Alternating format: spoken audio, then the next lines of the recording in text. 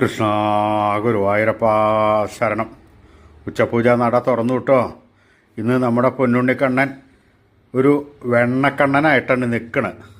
വെണ്ണ വലത് കയ്യിൽ വെണ്ണയും പിടിച്ച് ഇടത് കയ്യിൽ ഓടക്കുഴലും പിടിച്ച് ഉണ്ണിക്കണ്ണൻ അതാ നിൽക്കുകയാണ്.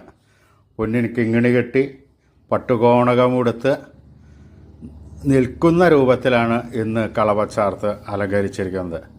സ്വർണ്ണത്തിലകങ്ങളും സ്വർണ്ണമാലകളും നല്ല പോലെ വിളങ്ങുന്നുണ്ട്.